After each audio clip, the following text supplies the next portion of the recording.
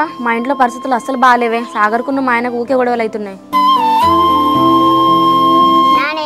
ఎప్పుడు చూసినా డల్గునే ఉంటాను.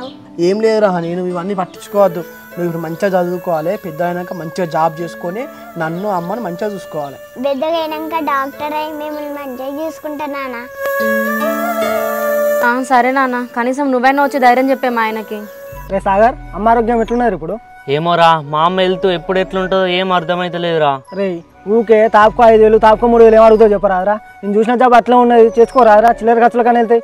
ఏమోరా అయ్యా, నా లైఫ్ ఏందో నాకే అర్థమైతలేదు. ఏది చేద్దామని కూడా మళ్ళీ మొదటికి వస్తాందిరా. అందరి లైఫ్ అట్లా ఉంటాయిరా, ఖాళీగా ఉంటే అన్ని అభ్యాసాలు వస్తాయి. చక్కగా నేను చెప్పిన జాబ్ చేసుకోండి, ఇలా 10,000 అని వస్తాయి. ఏమోరా సురేష్, నాకు అమ్మ మీద చాలా బెంగ అవుతుందిరా. దాని ఆరోగ్యం అస్సలకే మంచి ఉంటలేదురా. అరే మీరు మంచిగా కలిసి ఉండేటోళ్ళు, మీరు ఊకిట్లా లొల్లులు పెట్టుకుంటా అంటే అమ్మ ఆరోగ్యం ఎట్లా ఉంటాయిరా? మీరు చేయబట్టి అమ్మ అట్లా అవుతాను.